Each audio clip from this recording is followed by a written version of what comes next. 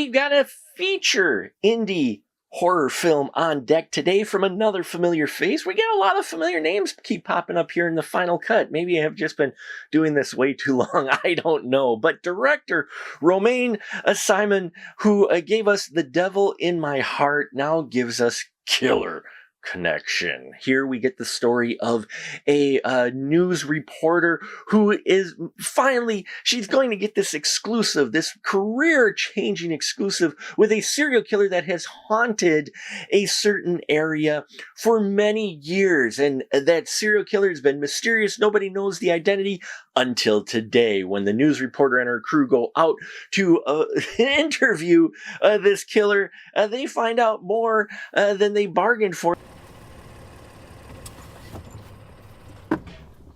Looks like we're the only ones here. Yep.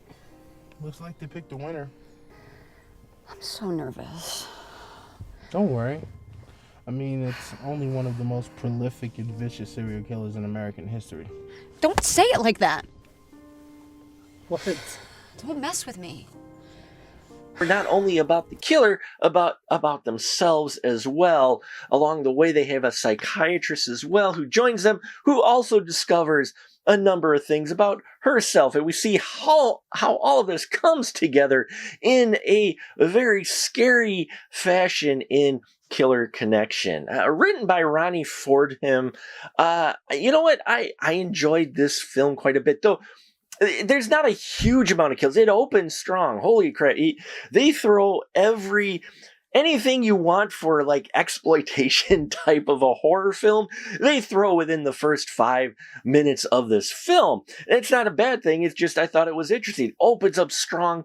And while it tones things down a bit initially as it moves along, the feeling, the feeling of dread and this feeling of just waiting for things to, turn for the worse, especially for this news crew that, this is just a bad idea, right?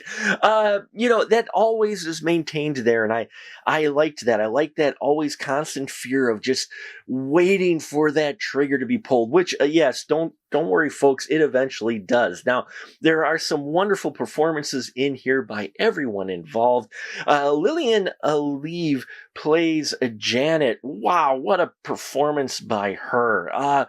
Really, just a person who you could see that has layers. They're not just a one-dimensional character as they're being interviewed. They have some layers. They give this character some depth and a little bit of a twist with her as well. And her performance, really, she's just selling it, embodying this dark figure that has been eluding the law enforcement for so long. Trying to catch me in another lie, Doctor.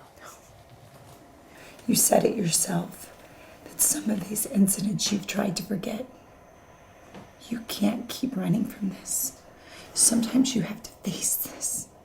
It's the only way to combat these issues and traumas. I doubt Mary Lee signed up for a televised diagnosis. No, we're fine. I can give you some more gory details instead. Violence plus sex. Should please the advertisers, right?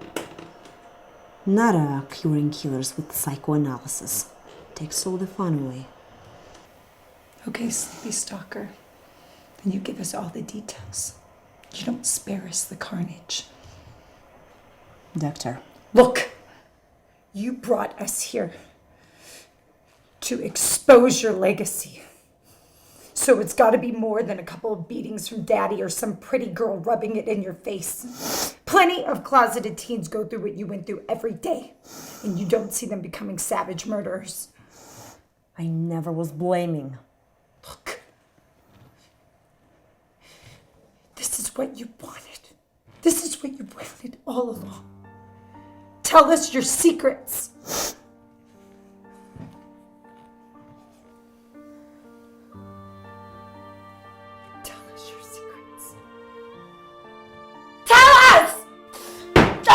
Dr. Luton!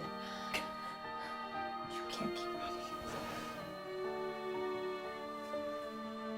running. And yeah, I really enjoyed her character, and she felt like how you wanted this character to be. Now, we have Jenna Willis playing Sarah Lee, who's the interviewer here, and she does fantastic as well.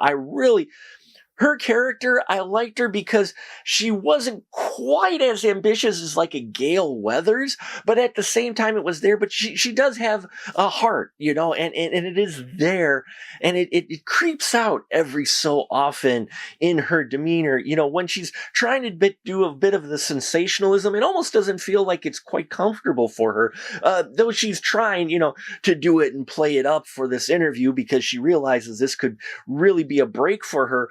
But at the same time, you get this feeling like she's not quite comfortable with it. Now, the psychologist in here, played by Sadie Katz, I loved her character. They take her in some directions I did not expect them to go in a good way. They have some great dynamic between these three ladies who are, you know, the ones in front of the camera and doing the interviewing, and most of the interaction happens between these three ladies. No, you didn't. Just fed us the same regurgitated bullshit. The same bullshit that we all believed. Dr. Luton. No! That's why we're here, right? To record the great confessions of the sleepy stalker. Okay, let's just move on. No, a little please. bit, okay? Please, she's right. Though there is the sound and camera crew guys who also do well. Alexander Mann and Quentin Aaron, loved these two guys and their performances as well. You know, yeah, they felt like a crew just there to do their job, you know, and that even them are a little leery about this assignment. So all of these characters are important because you do have horror elements in here. Don't get me wrong. You got some scary moments. You get some bloody moments. You have some twists and turns as well. But most of it is a lot of them interviewing the killer and them talking through and trying to explore what makes this character tick. And we get flashbacks as well that are very disturbing. And yeah, it's a really interesting story that I really liked how it played out. It may be a little slow for some folks out there, but I found the character exploration fascinating, which is what kept me interested in this film on just where were they going with this. Most of the effects looked really good. There are a couple of production choices they have in here, a couple of shots near the end that were kind of distracting, a little bit of CGI blood where the budget was showing, as well as I think there may have been a couple missed audio bits in there. You know, the production value though is decent for the budget that they're working on here. And so in the end, I think Killer Connection is a fun indie thriller horror film that's got those exploitation elements in it, but also has a little bit more to it than just the gross out TNA and all of those things. So yeah, I dug Killer Connection. Not, again, the most action-packed, but it is still an interesting film. And if those types of films are your interest, you should check it out. I'll put as much information as I can down below. Thank you so much, as always, for listening to me talk movies. I thank you, every single one of you. Until next time, remember, keep that ticket stub.